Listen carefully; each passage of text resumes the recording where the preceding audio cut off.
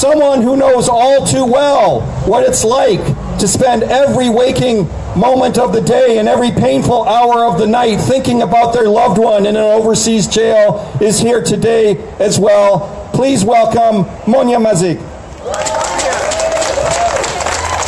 Thank you, Matthew. Thank you, everybody here. Dear supporter, dear friends, dear activists, today I stand up here in front of the Prime Minister's office in solidarity with Hassan Diab, a sociology professor and Canadian citizen who has been in prison in France for 30 months, away from his wife, away from his 2 young children. I stand up in solidarity with Rania Tfaili, the academic, the single mother, who has been in the middle of this turmoil with her partner Hassan Diab since he was arrested in 2008 by the RCMP to be extradited to France. I stand up in solidarity with Jana, who is 4 years old and misses her dad tremendously. The last time I saw her, she was snuggled in the baby carrier held by her dad. Today, she runs and goes to school where her dad is in prison.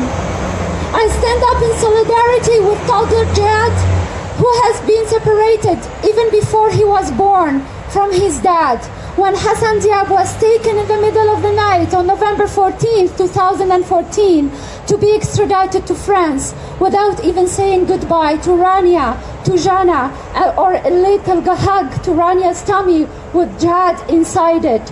I stand up very concerned about the fate of Hassan Diab, left to his own in France with no political protection from our Prime Minister Justin Trudeau.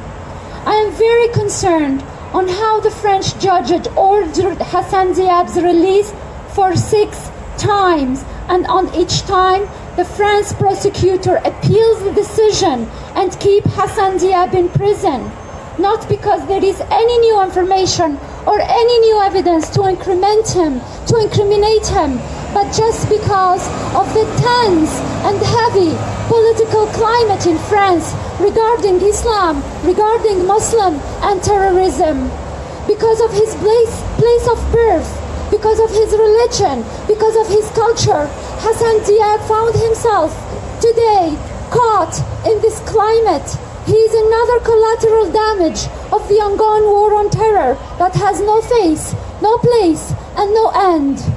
Today I stand up to urge Prime Minister Trudeau to call his new elected French counterpart, not Mr. Cannon, President Emmanuel Macron, and ask him that Rania, Jana, and Jad need to see Hassan back, that Hassan's friend, colleague, and supporters wants him to be back to Ottawa, that many activists, politicians, legal scholars, activists spoke on his behalf, that many Canadian citizens are demanding today that Hassan to be back, that the legal system proved over and over and over that Hassan is not a terrorist, that Hassan Diab deserves justice.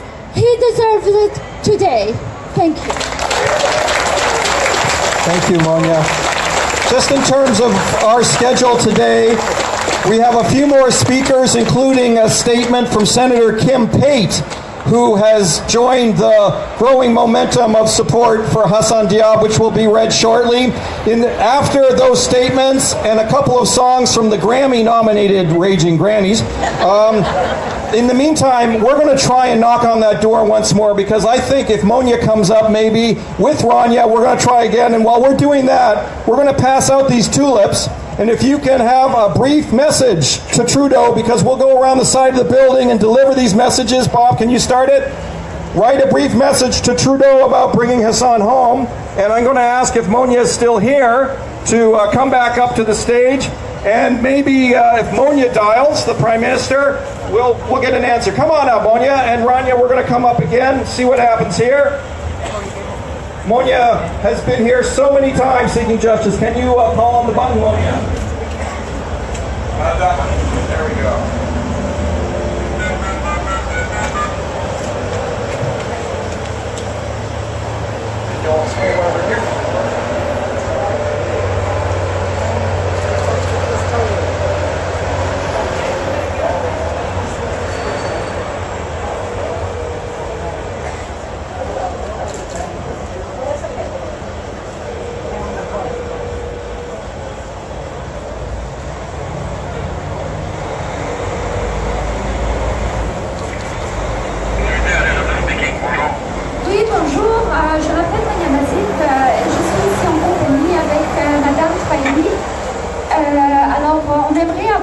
représentant, s'il vous plaît, pour venir nous parler concernant le cas de M. Hassan Diab.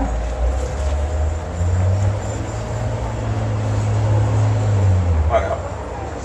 Hello? They hung up. Hello? Is someone there? Hello? They've hung up. The light's out. The Prime Minister's office has just hung up on one of the most respected human rights campaigners on the planet, and also one of the best writers on the planet, Monia Mazigh. I certainly hope this is not a sign of the attitude inside the Prime Minister's office.